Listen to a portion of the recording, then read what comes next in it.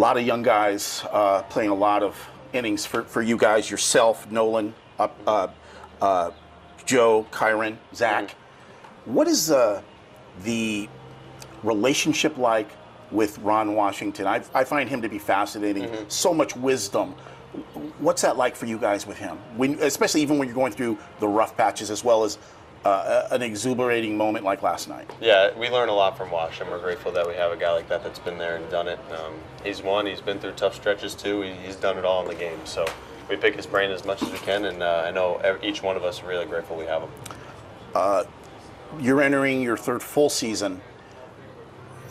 Do you still remember what it was like when you made your debut? Or is that like old news now and you're already kind of a crusty veteran? What was it like when you got to realize the dream when you made your debut here? Yeah, I remember it pretty vividly, and it really didn't feel that long ago. I'm pretty amazed that it's going on 3 years now. So it's something that I still don't take for granted. I don't think it really has hit me fully yet, and I hope that never does. I really try to appreciate where I'm at and be where my feet are, and I haven't taken a day for granted, man, and just lucky to be here with this group and be doing it at the highest level. How big was it for your family when you stepped out here for the first time? Yeah, it was everything. They were here, and I know they're coming out this weekend. They love coming out and being here. Obviously, in the earlier and later months too, getting out of the cold in New York, it's good for them too. So it means a lot to everybody. What has the adjustment been like for you, being a Long Island guy to being a Southern California guy now? It's like I go through an identity crisis every year. It's like I go back home in New York, and I'm a New Yorker, and then I'm out here, and then things change a little bit. But no, I love both sides of the country, obviously, and I'll always go back in the winter, but I do enjoy my time out here. So definitely didn't expect that. I thought I'd be a New Yorker no matter where I'm at, but when you get spoiled with this weather, it's hard not to change a little. Right? Yeah, I'm from here. So, yeah. I want to shoot some numbers at you. I know baseball players are not crazy about numbers, but you're playing so well. 30 games, 283, 30 hits, 9 homers, team leader, 16 ribbies, second on the team. What has been working so well for you this part of the year at the plate? What's been the key factor, you think? Taking ownership of my career has been the biggest help.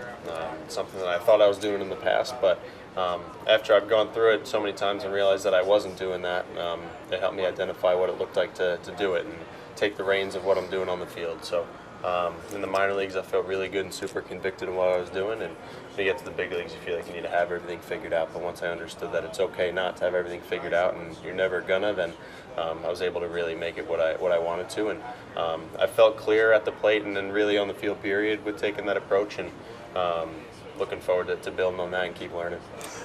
As a sports guy, an anchor, we do the highlights every night. Guy gets a hit, that's how you kind of get to know him, make plays he makes. But when we do something like this, I do more research. So the hitting journal is like legendary. You still do that, and what started that? And give me the mindset behind that. When I looked about 3 different articles and I found that. So it was fascinating to me. So I had to ask you about it. Well, I appreciate it. Yeah, I've been pretty vocal about it. I have different journals for different things. One being on the field, and then another being off of it. I've been a lot in the off the field one lately, just with how I want to approach some things. But what I'm learning now too is that they blend. I want to bring the same person to the field on the field that I am off. So that journal's huge. It's something I started doing after I got drafted with the Phillies, and something that has grown and evolved into a super important tool for me now.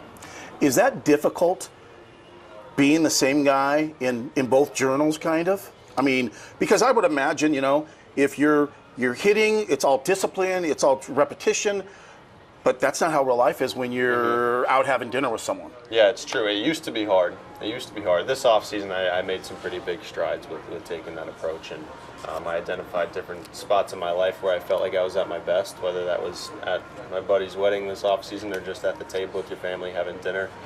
So I identified who I was in those moments, and I've really tried to bring him to the table here no matter what the result. And it's been super liberating, and I've enjoyed my time more doing that. And it's something that is a constant process, but I'm pretty proud of how far I've come with that. I watched your interview with Trent Rush, he works with us sometimes too. Great guy, love Trent. The best. also was fascinated with some of the things that you were talking about your preparation as a catcher on the daily. If you can kind of hit me up with a little bit of that, because I had no idea. I got to be honest with you. I've been covering sports for a long time, since 1990. I'm a little bit older than I look. I had no idea that sometimes your day starts at noon for a 6:38 first pitch. Yeah, there's a lot to it. Between that, taking care of my body, and the hitting side to it, it definitely gets to be a lot. But the catching in particular is pretty detailed, and luckily we have Sal Fasano and Travis Darno now to come in here and help us out with that too. And Jerry Narrett and Barry Enright are both great resources as well with that. So we got a little team that we all meet on a daily basis before the game and come up with a plan, and it's what I'm learning to fall in love with. I want to go back now. I know you grew up a Yankee guy. Derek Jeter, Joe Girardi, great Yankee teams. Anything from Joe Girardi's game that you were like, I want to incorporate that into my game? Well, I was lucky enough to, I never played under Joe in a season, but in spring training with the Phillies, I got to experience some of his presence and what he was like around the clubhouse, and that was time I didn't take for granted. And a lot of the stuff on the mental side of catching that I learned from him, as far as how to go about it and how to really take in adjustments and work with them, because it's a position, I mean, all positions are like this on the field, but catching especially, you got to bring your game every night, and I mean, if you're letting balls go past you, people are going to notice, and good things aren't going to happen. So learned a lot about him on that side of the game, and grateful for the time I had with him.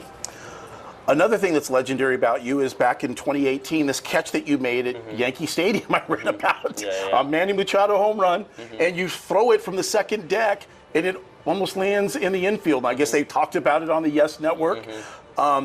Do people, I know obviously I'm not the first person that's brought that up. What do you remember about that moment? What was the reaction around everyone around you when you made the throw that went that far back out into the infield? Yeah, that was the first time my phone had blown up like that for something like that. I remember that I wasn't able to watch much of the rest of the game. I think it happened in the first inning. So it was a pretty crazy moment. I was with one of my best friends who I'm still tight with today, and it was a moment I'll never forget. And it was pretty cool looking back on it. That must have been wild. I mean, I can only imagine the crowd around you and the support you must have felt.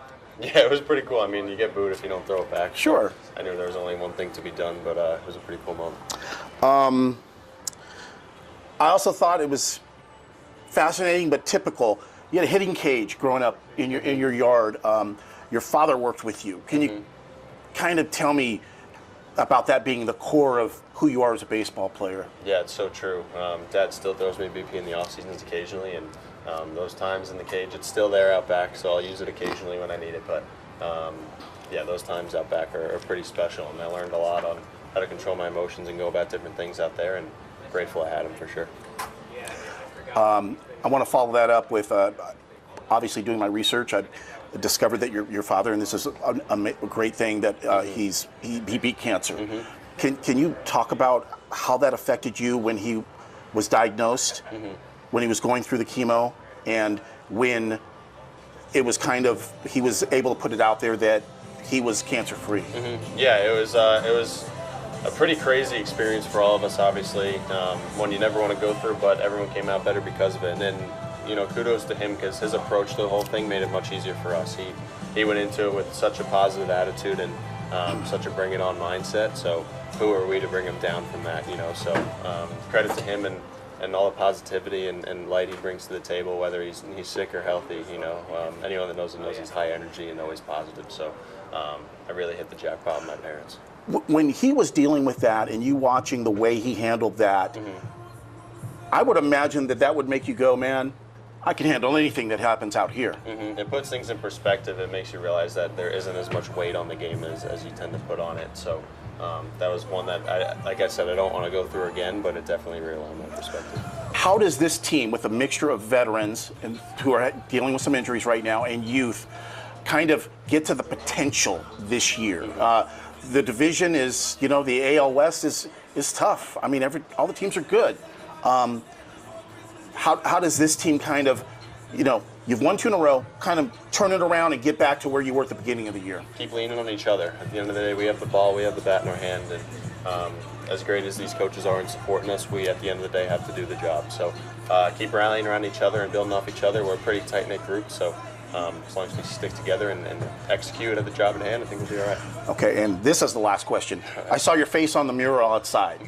That's got to be pretty cool. What's it like being one of the guys that is, you are the next set of Angels to get the Angels back to that high level, that promised land kind of? Well, I guess I'm just fooling the right people if my face is up there. So it's pretty surreal, and 10-year-old me is still pretty present in my heart now. So it's always pretty cool to see, and I won't take it for granted. Beautiful. Appreciate Thank it. you, brother. Thank you for your time. Appreciate it. Thanks. Last question. I know you got things to do.